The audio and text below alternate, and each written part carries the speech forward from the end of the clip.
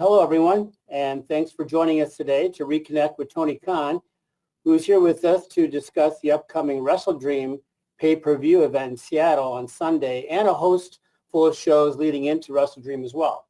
So just as normal, our housekeeping items here to address in the interest of time and to give everyone the best opportunities possible to ask a question. Please refrain from asking two-parted questions. And let's try to keep the questions focused on the upcoming shows this week. And as Robin mentioned, please make sure your phone is unmuted. So with that, I'll turn it over to Tony for some opening thoughts, and then we'll open the lines for your questions. Tony. Well, Jim, thank you very much. I really appreciate everyone joining us today. I'm really excited. This Sunday is going to be one of the great nights in pro wrestling. I really believe it's going to be a great event. I'm excited about WrestleDream. Very excited to honor the legacy of the late, great Antonio Inoki. Very excited to announce that his family is really thrilled about the event, and they're going to be coming to Seattle to participate, which I think is just so great.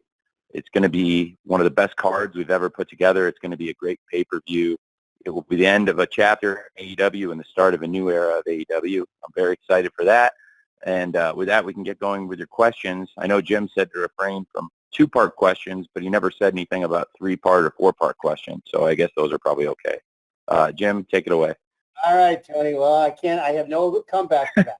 So, but nonetheless, let's give it our best, starting with John Alba from Fight. And then we're going to follow John with Steve Fall from 10 Count. John, you're first. Hey, Tony. I'm just glad to get my question in before Bill Pritchard, because Bill always has the secret sauce for getting quality Tony Khan answers. But I hope you're well, Tony. Thank you, Jim. This morning, there's a big announcement from WWE about Jade Cargill coming in, and we know that for a long time, Jade was a major project in AEW and had one of the longest title reigns that your company may ever see, quite frankly. I would love to have your honest thoughts on Jade moving on to WWE and how you feel you guys get in presentation of her. I have only positive things to say about Jade. It's been great having her in AEW.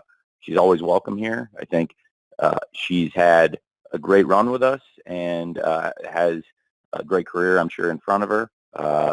We're wishing her the best in the future. Thanks. Okay, John, thank you very much. Steve Fall from 10 Count, you are next. And we're going to follow Steve with Stu Myrick from Sports Guys Talking Wrestling. Steve. Hey, Tony. Thanks for taking the call. Quick question, though. It seems like every month we're getting another AEW pay-per-view, and everyone wants to know if we're going to see AEW on a streaming platform soon. Can we talk about monthly pay-per-views, and will they land on a streaming platform very soon? I am really excited about WrestleDream. We built a great calendar of events. I think there's more events we can add.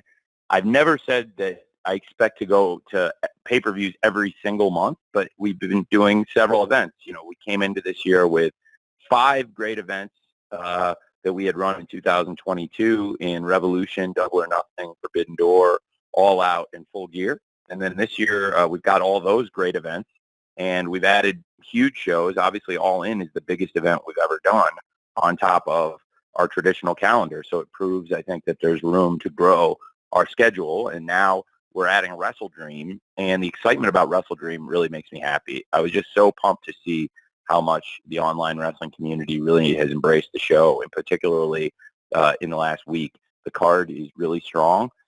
We had a great episode of Collision this past Saturday to follow up a great Grand Slam.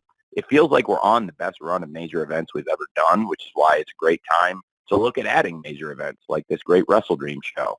If there was ever a time to add an event like this, where the card has built massive anticipation, people are really excited about the theme of the event. I think we're doing it for a really good reason.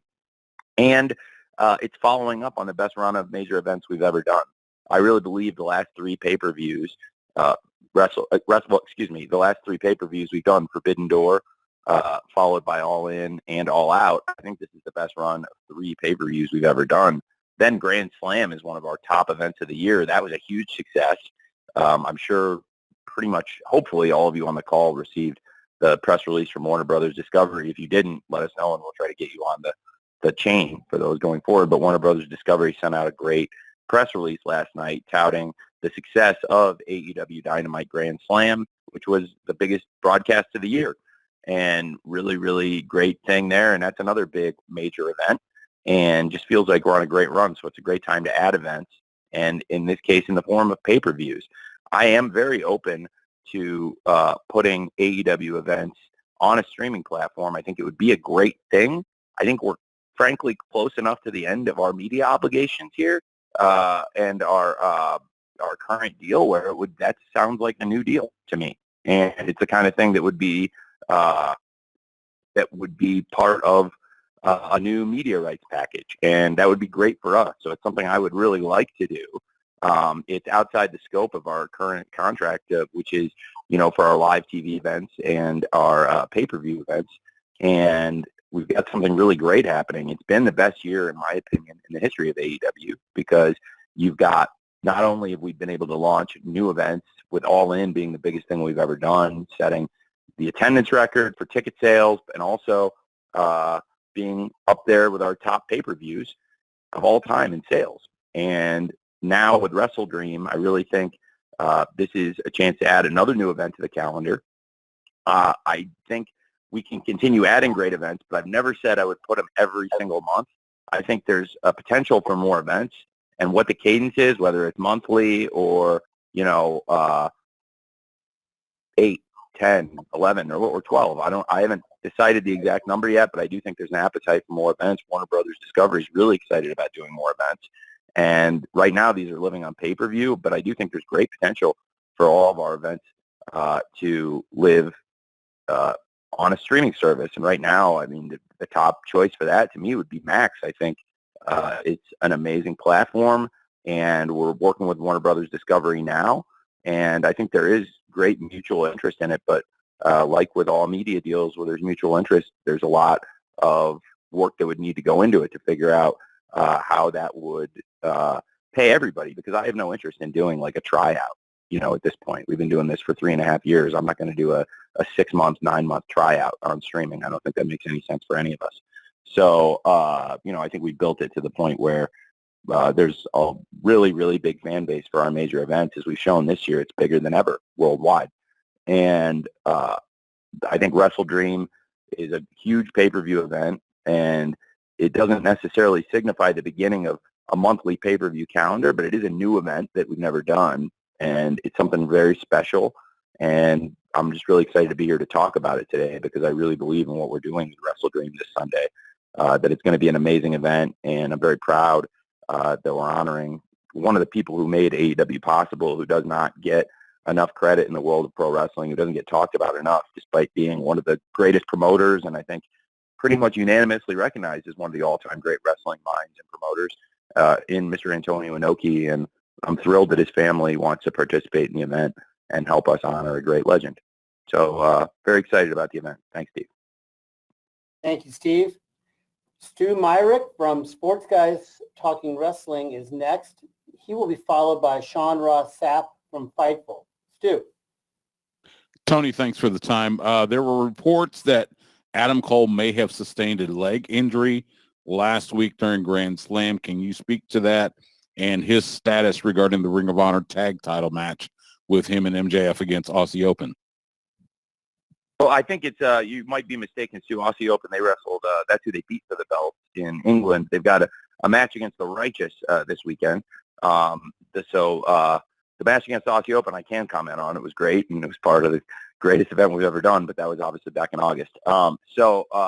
The Righteous match, as of now, that is still slotted for the event, and Adam Cole didn't. He was a little bit ginger on that leg. Obviously, I think people saw, but we'll address that on Dynamite tomorrow. And very excited for tomorrow's Dynamite, being back in the Denver area, back in Colorado, back in Broomfield, which has been a great home to AEW. We've had some great events there, and should be a great show tomorrow night on Wednesday Night Dynamite. And we'll address Adam Cole and everything happening at Wrestle Dream on tomorrow night's Dynamite. Thanks, Stu. Thank you, Stu. Sean Ross Sapp from Fightful is next. Sean will be followed by Jim Barcelone at the Miami Herald. Sean. Hey, Tony, there were some very random rumors that actually emerged I don't even know where the hell they emerged from, that you had bought New Japan. Is there anything that you can confirm, deny, debunk, anything along the lines of that? I think a lot of that started with the end of an era, start of a new era comments. Well, I think it's really good that we've created a lot of speculation around Wrestle Dream, but I'm a little surprised as to how that speculation picked up, and specifically the transactional nature of it, because we have such a great partnership right now, and we're doing such great things with New Japan Pro Wrestling. So I was a little surprised to see that, and overall, I've really enjoyed working with New Japan Pro Wrestling. It's been nearly 2 years we've been partners now, and we've had 2 great Forbidden Door events, and we've sent a number of the top AEW stars over to Japan to wrestle at the Tokyo Dome on Wrestle Kingdom and other big events like Dominion and some of their top shows. We've worked together here in the U.S. There are people from AEW that have held belts in New Japan, and there's people from New Japan that have held belts here in AEW or in Ring of Honor. And I think, I want to continue that partnership for a very, very, very long time. And right now we have something very good going. So I'm a little surprised by all that speculation. I don't know where it came from exactly, but it's probably good timing to have a lot of speculation on the eve of Wrestle Dream. And I'm glad that we got a lot of people talking. Certainly that one video with all the great clips of Mr. Inoki and some of the top stars of today spliced in, I thought that got people talking. So that was a very positive thing. Thanks. Thank you, Sean. Jim Barcelone from the Miami Herald is next. Amy Nemedy from WrestleJoy will follow Jim. Jim.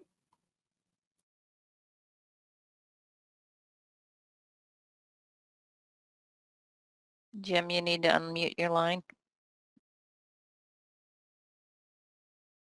Okay, thank you. Thank you, Jim, Tony, everybody.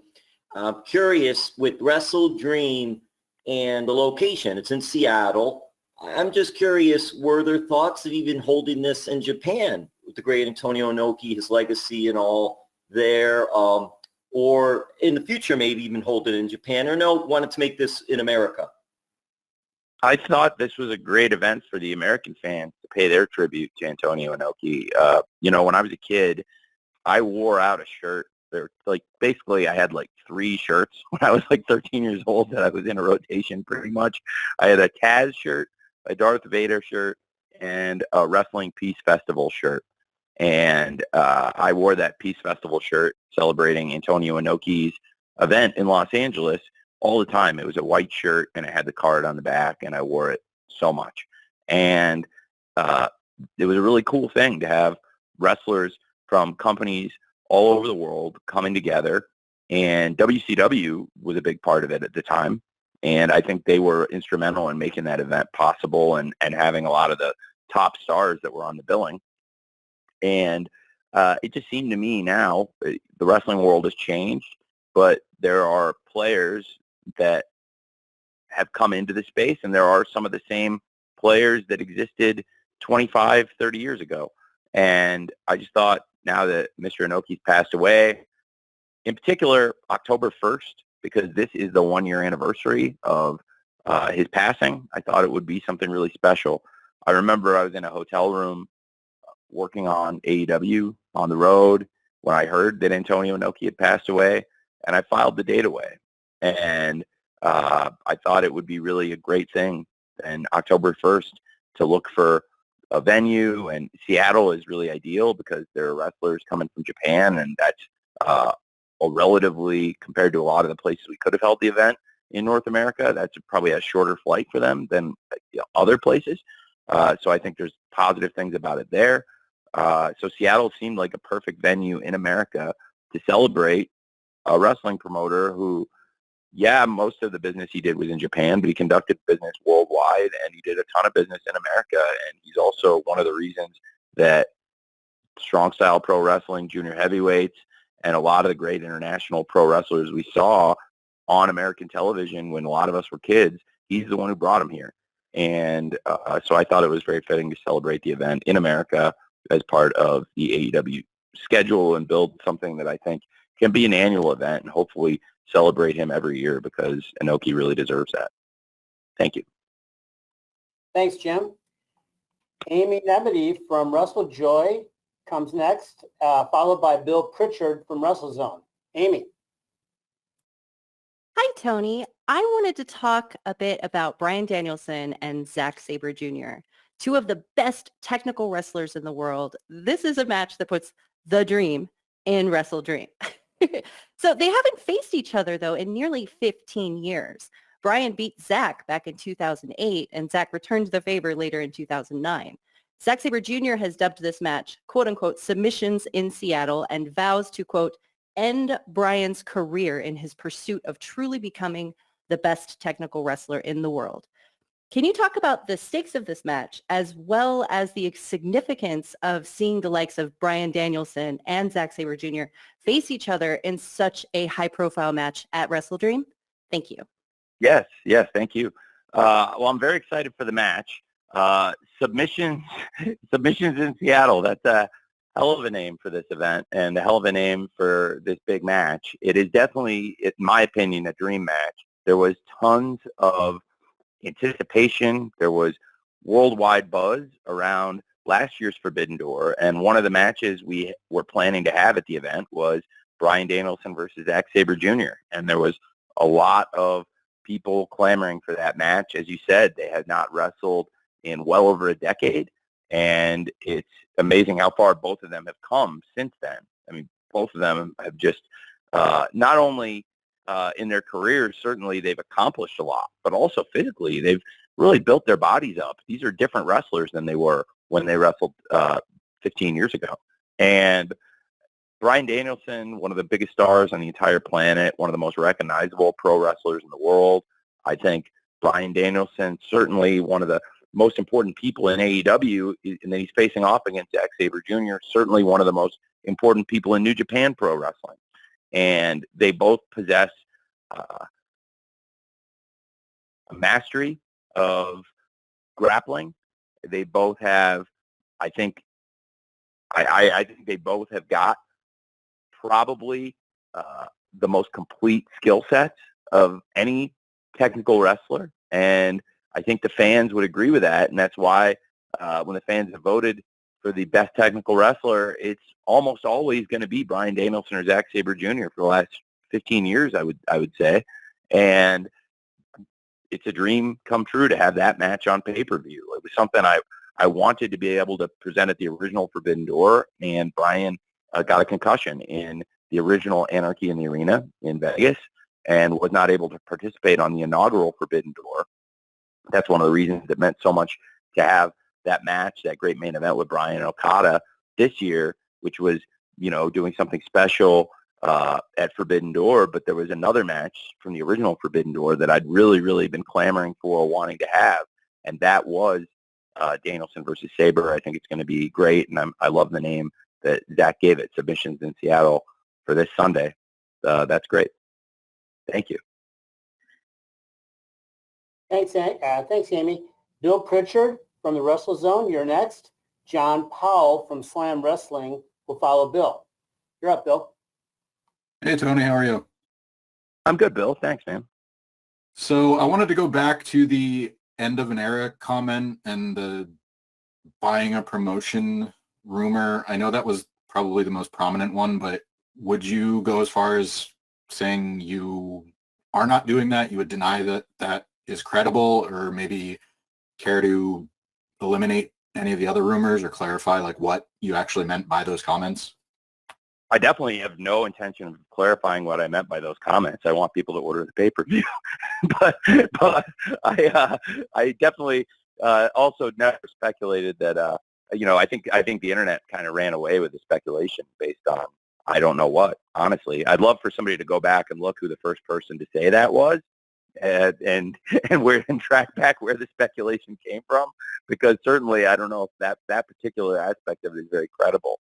There's dots you can connect in wrestling, and there's things I'm very excited about that we've been doing, and I think I've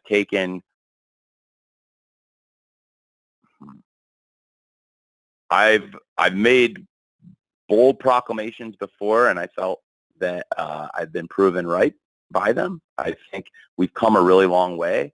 We've taken big swings at doing new things this year, and in particular, I think 2023 has been our most adventurous year, and I want to keep doing adventurous things and making fans talk about AEW, hopefully making new fans of AEW. One thing, I think we've debunked some speculation. I'd be happy to debunk this speculation that, that's what I'm was implying, because I don't know where that particular rumors got started. But I think this year we've also really built our reputation in a really strong way. But we've gotten to the point where they're basically like town criers. Like, if somebody's going to tell you AEW doesn't do good shows, you might as well put a tinfoil hat, because that's got about as much credibility as somebody saying that AEW is not doing the best shows right now. If you're not watching, that's fine. You can say you're not watching them, but to question the credibility of how they are, it's BS, because we're doing the best shows. I think from Forbidden Door to All In to All Out, I think Grand Slam was a great event, and the Collision this week was probably the best episode of Collision we've ever done in the first 15 episodes of the show so far. So we're doing great things. People would say AEW doesn't tell stories. Okay, well, again, show me that you don't watch the product, because nobody's telling more stories in pro wrestling right now than AEW, and I'm really excited about some of the stories we're telling. And something I'm very proud of is when our back's against the wall, we do great work here as a company. There's a lot of really hardworking people here, and unfortunately, over the years, we've had to change things due to injury or other circumstance. And I think we've always shown, whether it was injury or something, at times even tragic circumstances, we really roll with the punches and put great shows on. And right now, I feel like we've never been more organized. There have been some challenges and continue to be some things that pop up along the way, but the quality of the show has never been stronger. And look, it happens in football too. You have players get injured, and nobody has. You have to go out and play the next play. You have to go out and play the next quarter, the next half, the next game, and the rest of the season, sometimes without these players. And, you have a game plan. Nobody feels bad for you that your game plan got knocked off script because some of the players got knocked out of the game. You just have to keep going with whatever script you can put together. And I think that's true whether it's in football or wrestling. But, I'm very, very happy with what we're doing right now. So without completely spilling the beans on everything I'm working on or everything I see for the future, I do think it is really going to be the start of a new era of what we're doing with AEW, and I'm very excited about that. Thanks, Bill. Thank you, Bill. John Powell from Slam Wrestling has a write-in question, which I'll read in a minute. And then I'll ask Dave Meltzer from the Wrestling Observer to follow this write-in here, Tony. What are your thoughts on Eddie Kingston versus Katsuyori Shibata? On many levels, this is a dream match between two of the toughest in the business. What a great match. What a great match. So this is one of those dream matches I'm so happy to be able to put on. I've tried to link these two in wrestling, especially in 2023. I think they've taken very different paths to get where they are, but they both hold championships in Ring of Honor. They've both been great champions in New Japan Pro Wrestling. Right now, Eddie Kingston's a double champion. And we've seen these two team. They've had great tag team matches. We saw these two standing tall at the end of Supercard of Honor and even teaming at All Out, which was something I was really excited about. And I believe these two, while they come from very different backgrounds, while they look very different, if you saw them, they'd be like a buddy cop movie with nothing in common. But really, they have a lot of similarities. And I have a bond with each of them that's different, but again, there's similarities in it. And these are two pro wrestlers who love the sport so much, and they prove it every time they go out there. I don't think anybody's ever questioned Eddie Kingston's love for wrestling, and I think it's one of his great skills and gifts is that he presents himself with this authenticity and this intensity. And he goes out, and nobody ever questions when he's out there that this guy loves what he's doing. This guy loves wrestling, and this guy is intense. He hates certain opponents. He hates people who disrespect wrestling, and this guy takes no nonsense. And I think Shibata projects that himself in a different way.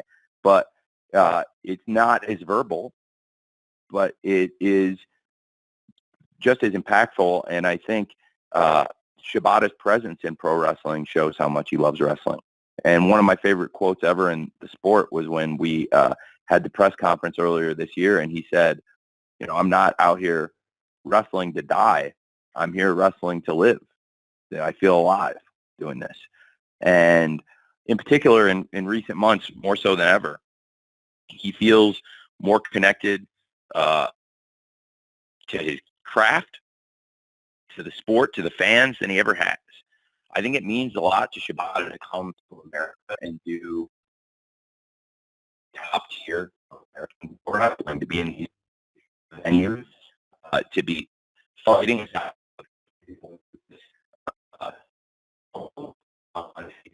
be in America. It's like it's a dream of his, and he's really having fun with it. Like Shibata has become a massive leader in a lot of ways. He's become a great part of our crew because he spent most of the year with us here in ROH, and along with a handful of other leaders, and Shibata is one of our generals backstage. And I think this match, it's a dream come true. You know, I know there's fans all over the world who love pro wrestling that I've seen saying that this is a dream for them too. And checking with them also what fans like to see and what people care about in their pro wrestling. I think this is a match people really wanted to see, and we've danced around it and they've been together. And with that time to see one-on-one, and that be now a huge win, a double champion. This could be a double title match, and Shibata has a chance to create a new triple crown in international pro wrestling, which I thought is really exciting too.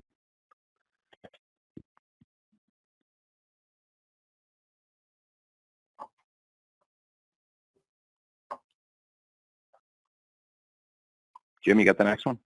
Yeah, you know, Tony, we're having a little bit of connectivity problems there with you, so we'll maybe just check on your end to make sure you're all clean, and we're going to continue here with Dave Meltzer from the Wrestling Observer, and following Dave will be Liam Crowley from comicbook.com.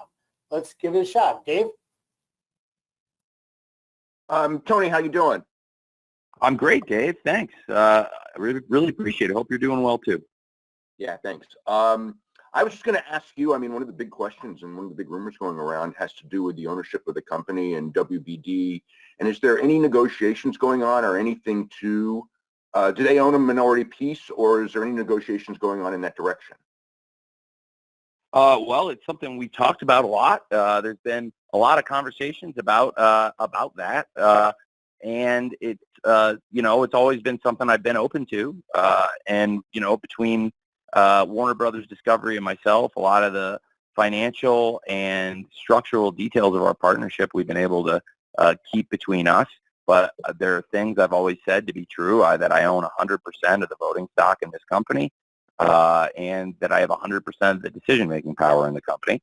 And I've been open to taking on additional partnerships or things of that nature. But we have a really great deal right now with Warner Brothers Discovery, and I would love to have an even longer agreement.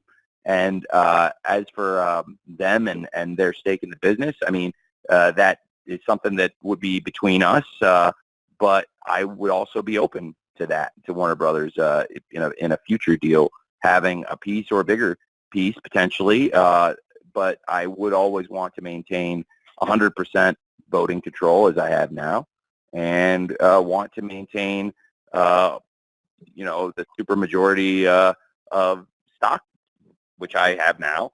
So I think these are things that are really important to me. But in a future deal, I mean, these are things, I would be open to. There's nothing bad about it. I mean, we've seen in pro wrestling this year a change of control. I have no interest in a change of control.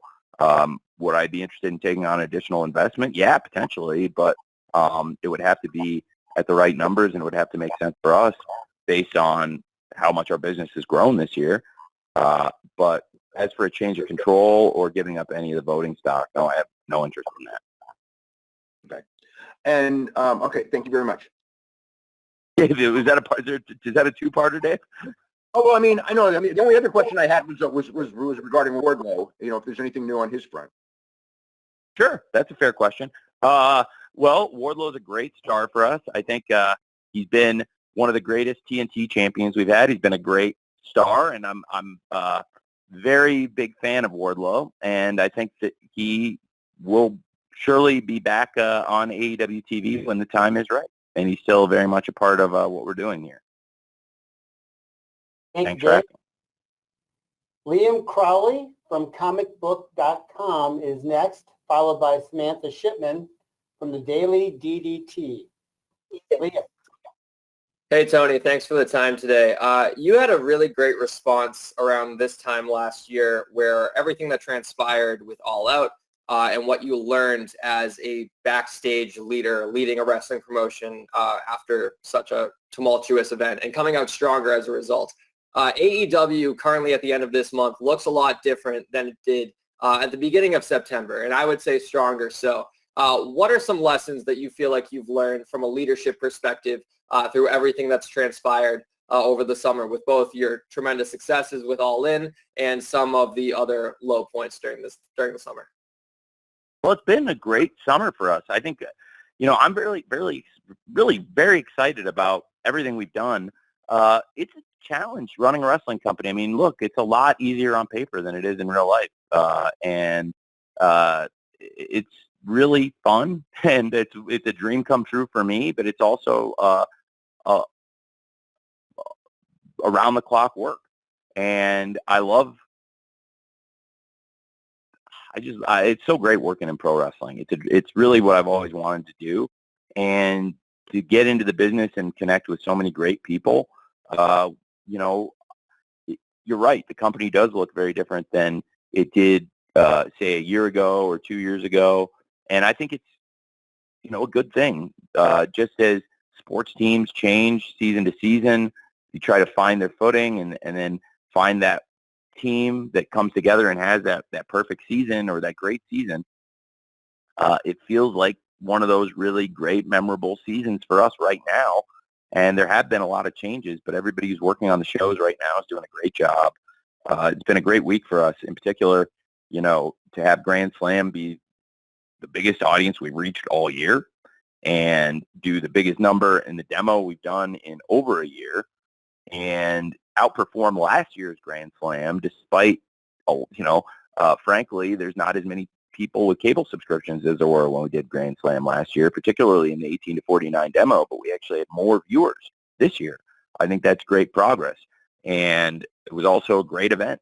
So I was really proud of that. And then to have Collision this week do a really strong number and I think be the single best episode in ring, that's the best thing. And I've always loved when we do things that are both critically and commercially successful. And I think stepping back and putting the wrestling product first is the most important thing. We can't sign every wrestler. We can't keep every single wrestler, but we can do our best to make sure the shows that we put together are the best shows for the AEW fans every week and try to utilize everyone the best we can. I think it's really, first of all, the statement I made about a year ago, that was a good statement. I don't remember that, so if I made a good statement, I really appreciate it. I'm not sure which one you mean. So, but I really appreciate you saying that. There's No weeks off. It's great. There's no weeks off from being a wrestling fan too. And I think all of us have probably had that point in our lives as a wrestling fan where you're watching 52 weeks a year and, it's like, hey, my family and I got to take a vacation, or we got to, you're getting married. I got to go away from watching wrestling for a couple of weeks, or whatever it is. Or especially when you're younger and, if you're playing sports and traveling with your teams, or in college, like where, your life totally changes and it goes, you're on your own and you're doing something completely different from what you've been doing. Your TV viewing habits are very different. Maybe you have roommates. Maybe you go to college and you got roommates who don't want to watch wrestling, and you grew up watching it alone at home in your room or in your living room with your family or whatever, and people in college don't want to watch it. Just things change. I get that. But at the end of the day, everybody on this call clearly came back to it. And everybody watching the shows every week, they probably at some point went through that same thing, because when you have wrestling as a 52-week-a-year thing, I think we all have these unique experiences at some point that you just need to do things in your life that don't involve TV. And while I discourage people from doing those things, I do acknowledge that they have to do them sometimes. And as much as we can keep you glued to your set and focused on what's happening in wrestling, I want to do that. But I think the real skill in what we do as wrestling promoters and those of us who put on weekly wrestling TV shows that have maintained an audience and that are, on television right now, I think what we're able to do each week is get people to commit to us, to spend their time with us, and to not step away from it, to keep focused on it. And I think that's something amazing about wrestling, is that through 52 weeks a year that we're able to maintain such audience engagement, because at the end of the day, so many of us are really hooked on this. Like I am. Like I've never had a break that lasted more than a week or two, and maybe a few weeks. And, I've been in China, like trying to find wrestling on TV at 8 in the morning on a Monday. So wherever I go in the world, wherever I've been, I've had experiences that have shown me that it's over 52 weeks a year, what we do to keep the wrestling fans engaged, and also just for ourselves. Like, you have to remember that as a wrestling company, there's no week off from this. So it's really exciting to go into an event like Wrestle Dream that's a new event and feel the excitement from it, and feel that people are passionate about wrestling, passionate about what we're doing, because there's no guarantees to those things in life. And frankly, in this wrestling business, more people have failed than they succeeded. And the things we've done and we've accomplished, they're historic. It's really, really cool.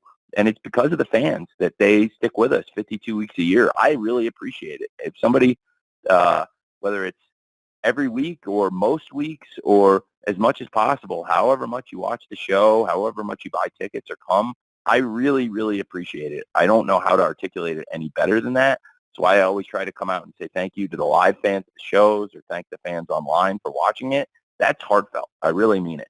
And there's a lot of things people could be doing with their time, and there's things that change in people's lives that may make it harder to watch the shows. So when they do, I really appreciate it.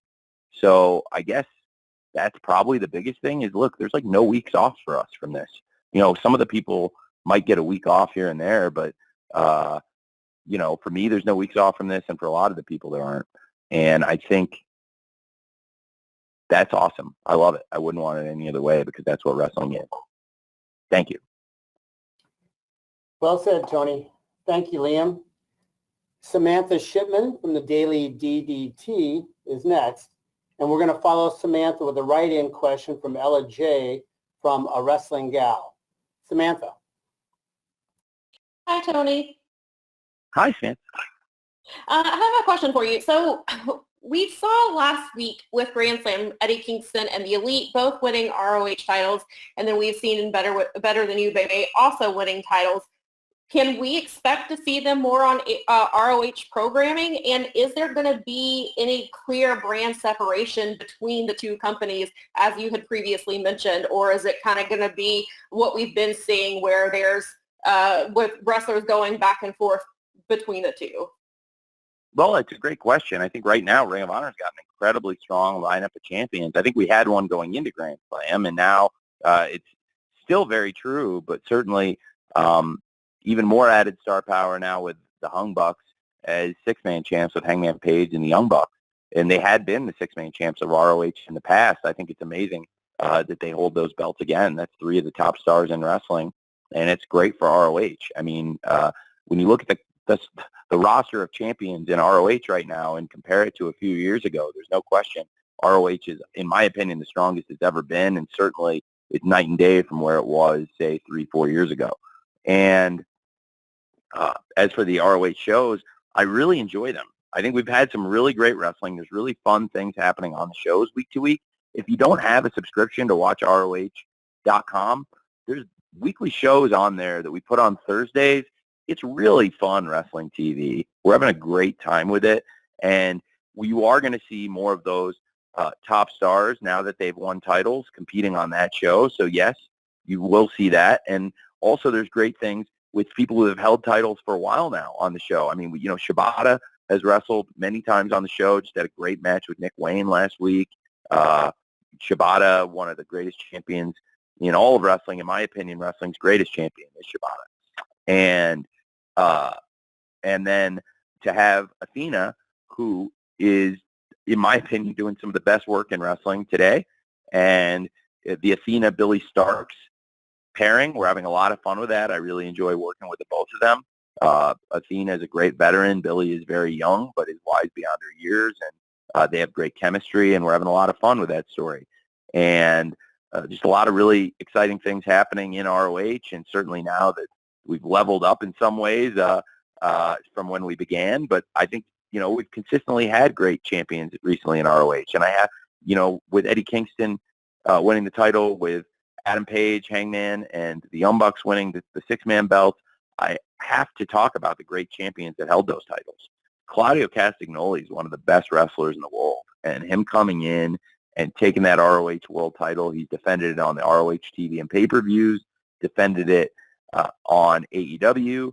He's been a great champion, and he is one of the best wrestlers in the world, and we were very fortunate to have Claudio as the ROH champion. And any time he wrestles in AEW or ROH, I feel like we're very fortunate to have him. I never take Claudio for granted.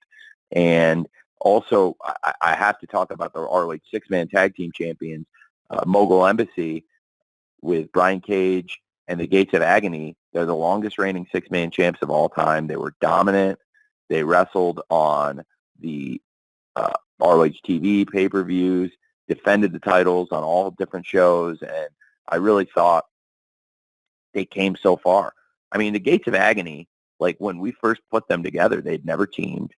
And it was like we were sitting together before the first Supercard, and it was like, okay, let's go over ideas for team names, and let's talk about what the finisher is going to be, and like all these things. And to think about how far they've come from that first show, it's amazing. You know, they won the six-man belts early on, and I made a switch. Originally, they were managed by Tully Blanchard, and Tully didn't come to Death Before Dishonor, which is okay, but you can't really.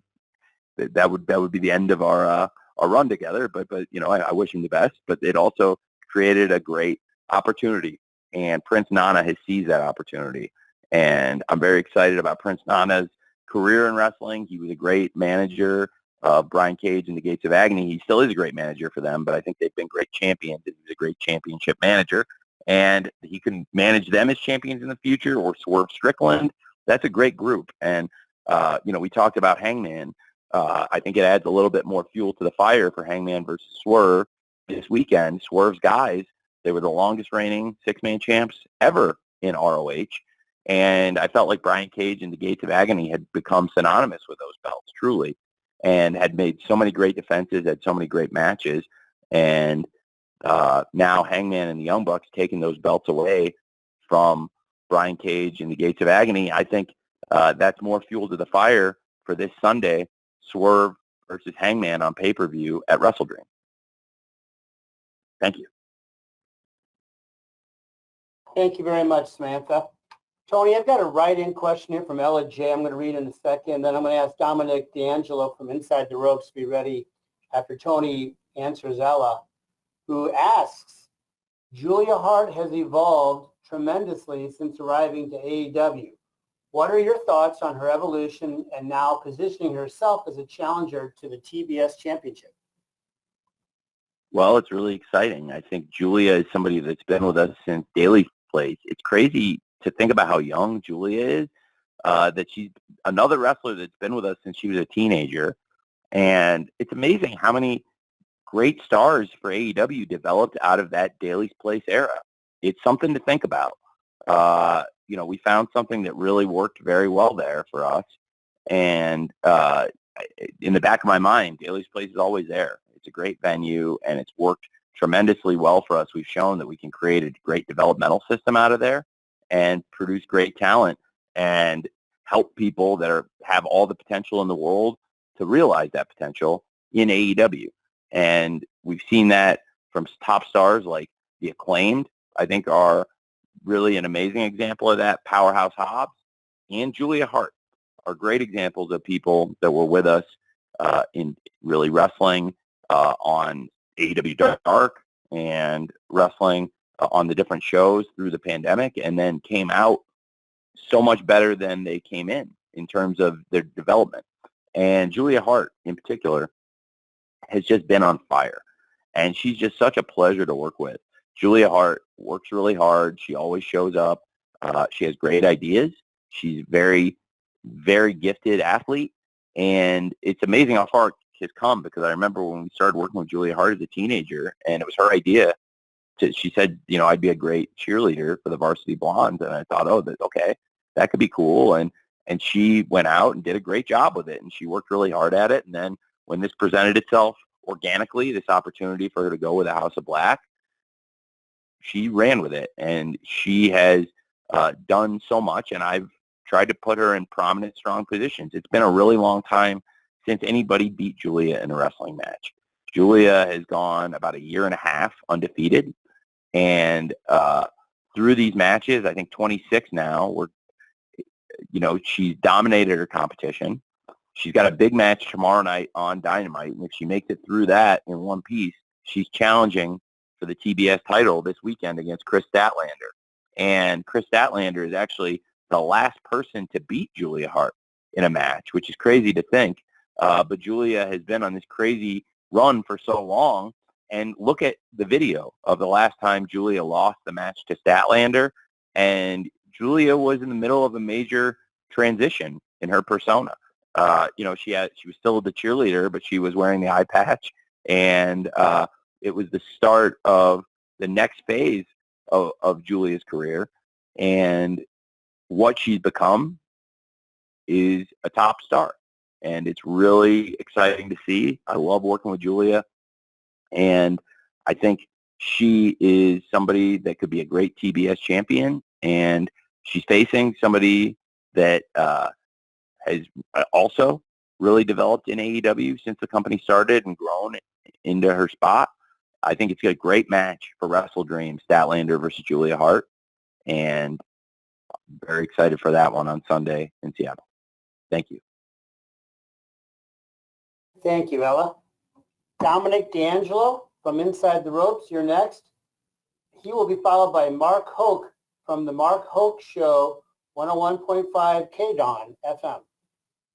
Tony, how are you today? Very well, thank you. Yeah, you're welcome. Hey, so kind of thought, I think it's pretty cool that you're getting to honor Antonio Inoki and everything like that with Wrestle Dream. Something else you've been kind of doing in a indirect way of honoring people are the ECW guys. Obviously, RVD, I host podcasts with them. Kind of wanted to get your experience of having RVD there. He's been getting very good reactions. Is there an incentive to have him appear more with AEW? And following up real quick too, Arthur Ashe Stadium, New York City. ECW has a history there as well. Is there any interest ever in doing the Hammerstein Ballroom there as well? Interesting question. It's no secret I grew up as a fan of ECW. Some of the great stars in ECW have worked here with us, and of course Taz works with us every week, and his son Hook is a big part of AEW. I think you've probably all heard this story in the past, but if you haven't, bear with me for 30 to 45 seconds.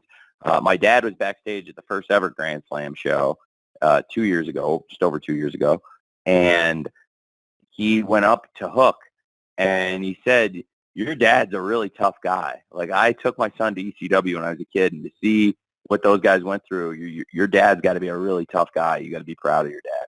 And I thought that was really cool. And now, fast forward to 2 years later, I think, of course, Hook very proud of Taz, but I know Taz should be very proud of Hook because Hook has come a long way in these past couple of years. Similar to what we were just talking about with Julia, right? Where they were both so young when they started with us in Daly's Place, and they've both developed and gone on these great runs where they've had great records, and both of them have shown they could be, I believe, great champions in AEW. And Hook is one of our really bright young prospects and is becoming a really popular star in arenas all over the world. And I thought RVD would be a great partner for him, a foil in Hook's previous story, and then now a great partner for Hook himself.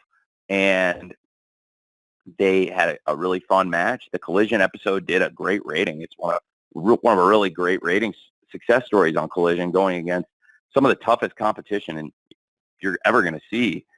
In particular, I believe NBC said that the Notre Dame Ohio State football game was their highest rated Saturday football telecast for college football since 1993. So we were up against some of the toughest college football competition in 30 years, literally, and put up an amazing number. So it's awesome to see there was a great audience for Collision this week. I think we're doing really great stuff with the show, and that was really encouraging to see a great show get a great number like that on Saturday. And RVD was a great part of it. You know, the Michigan fans were very excited to see him. He got a great reaction in the live arena, and the show did a great rating. And I think he's been here on a case-by-case, show-by-show basis, but we love having him. And I would certainly be very, very open to Rob returning in the very near future. As we said when I saw him this past weekend, he's doing a great job, and we'd love to have him back. So great to have Rob here anytime he's available to do it, and anytime it makes sense for everyone. Thanks. Thank you, Dominic. Mark Hoke from the Mark Hoke Show, 101.5 KDON FM, is next, to be followed by Brandon Thurston from WrestleNomics. Mark. Hi, Tony. Good to talk to you again. You too. Thanks, man. Yep. Question about MJF. There have been a lot of talk over the past couple of years about positioning MJF as a face as opposed to being a heel. And now with what's happened with the Better Than Bebe phenomenon taking off, what presentation position do you guys see MJF holding moving forward? Well, MJF is, as it stands right now, certainly it's been a transitional period, but we've seen MJF's one of the true fan favorites right now. I don't think it's changed who he is at his core necessarily, but as he said, you know, he may be a scumbag, but now he's our scumbag. And I think that's probably the best characterization we could give. I think it's a very apt description of it. He's our scumbag. He's the MJF we've always known and loved to hate, but now we don't really have to hate him so much anymore because he's our scumbag. And I think that's something that's really been embraced by the fans, and it's shown because Better Than You, Bebe have sold an ungodly amount of merchandise, and they continue to rack up that merch money for us, which is awesome. And they get these massive reactions, and I think it's awesome. It's befitting of a top star, and in this case, of a fan favorite. Thanks, Mark. Thank you, Mark. Appreciate that. Brandon Thurston from WrestleNomics is next, and we will conclude with Nick Tillwalk from USA Today's Wrestling Junkie. Brandon.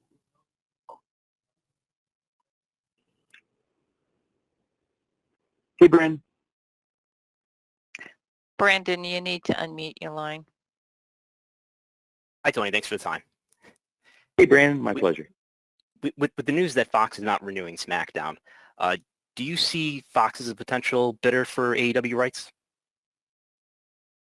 I don't think it would be fair to talk about possible bidders or outside speculation. Right now, we're on Warner Brothers Discovery, and I find that in the entertainment business, there's not a lot of loyalty at times, and there should be.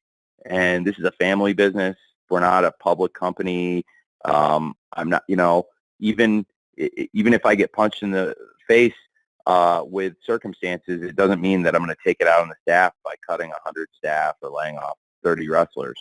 And I really care about the people here, and I would, I would do anything I can to protect the jobs and the livelihood of the people that work here. And that's a family business, and that's the difference between a family business and a public company in a lot of ways. And not every family business has those principles, but we do, and that's just how I was raised. And I have to say that I feel like there's not enough loyalty in the entertainment business, where yes, it's no secret, and it is a business. So we'll be up at the end of 2024, and I would love to stay at Warner Brothers Discovery forever. I think it's great for the fans to have wrestling on TBS and TNT. I do think there will be a lot of potential bidders. I think that what you just said would probably make a lot of sense, in the future. But I also don't think it's right for me to speculate right now, because I'm at Warner Brothers Discovery. I love it here. We're going to be here for a while, and hopefully a really long time. And they've given us these great opportunities, and I see it all the time. And sometimes I'm on the other side of it as the promoter, on the other side of the negotiating table, and not being the talent as I probably am in this case with Warner Brothers, sitting on the other side of a negotiation. And I really appreciate everything they've done for me, and it would not be right for me to speculate about other networks or other people in the wrestling business. Certainly, I have a great relationship with the people you named, because we work together on the NFL, and that's a great place for sports and a great place for wrestling. But for me, I'm really happy at Warner Brothers Discovery, and my goal, all things being equal, would be to keep AEW here forever at WBD. Mr. Zasloff has been really kind to me and given me great opportunities. And if all things being equal, or even if it was a couple cents difference, I would probably even take a penny or two less to stay at Warner Brothers Discovery, which you don't see that in media businesses very much, and that kind of loyalty. So I really appreciate everything they've done for me. And and they continue to do. And tomorrow we have a big Dynamite on TBS.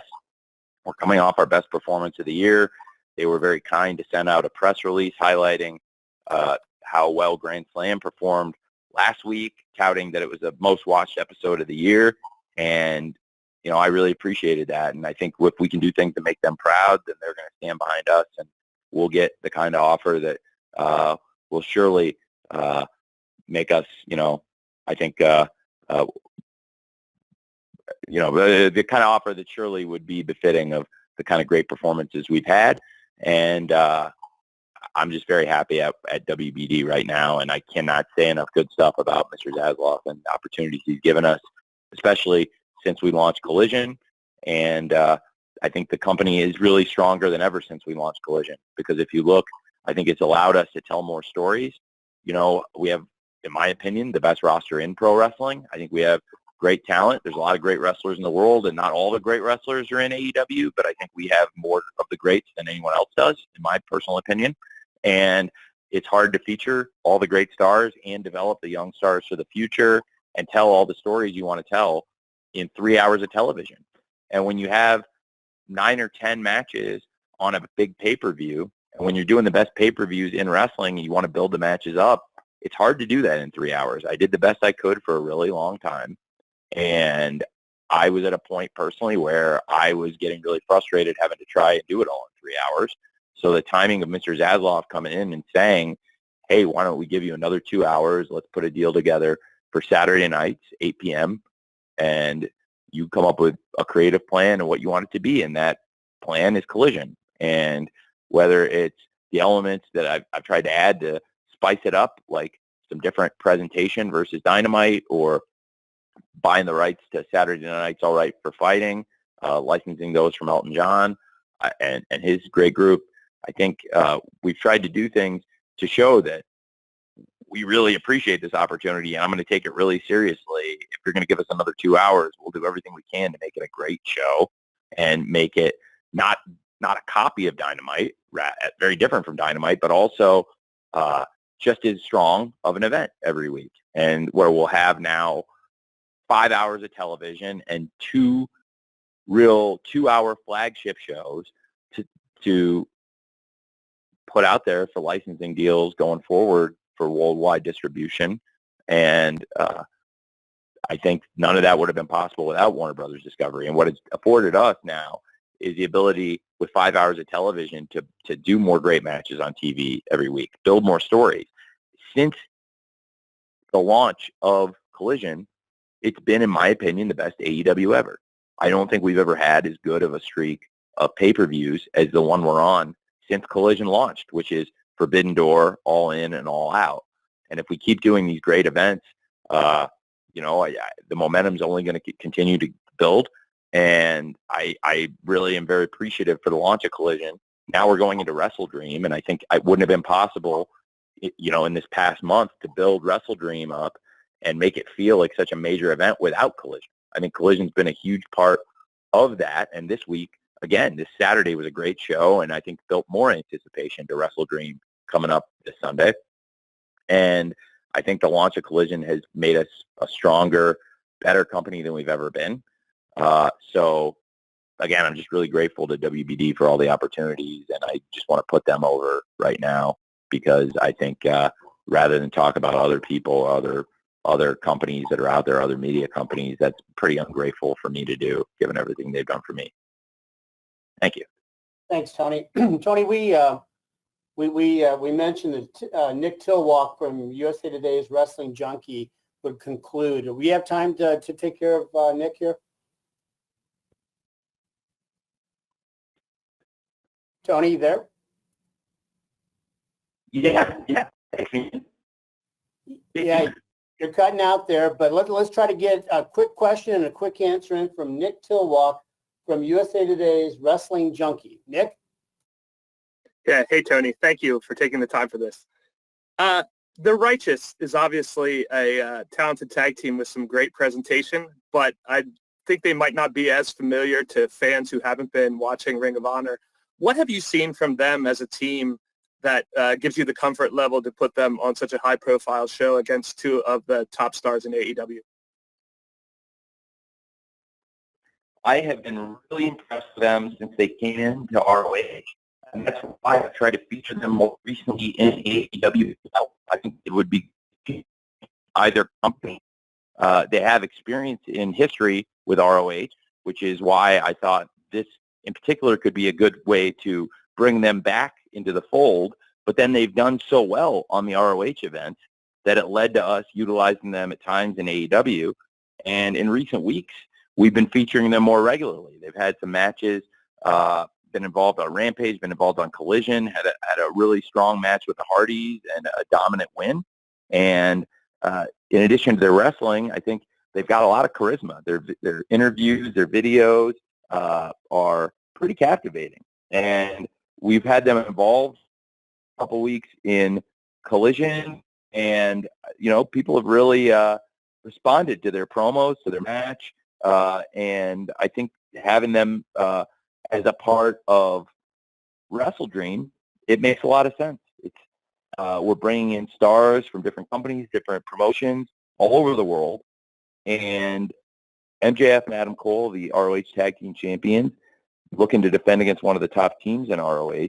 So we had this 4-way match with 4 top teams that all have great history in ROH, including some former champions. And it was an excellent match that we had at the Grand Slam Rampage. And, of course, the Righteous were the winners. I think there's some great teams in that match when you look at the Hardys, the Best Friends, and the Kingdom, some some teams that have held the ROH World Tag Team titles in the past. And for me, the Righteous,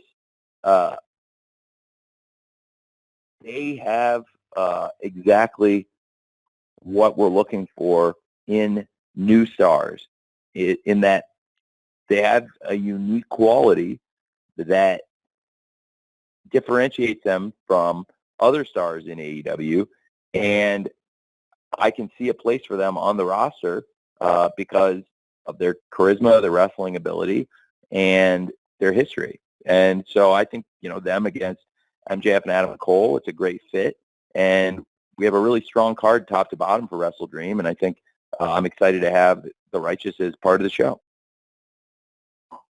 Okay, thank you, Nick. Tony, let's close. You got any final thoughts before we wrap it up?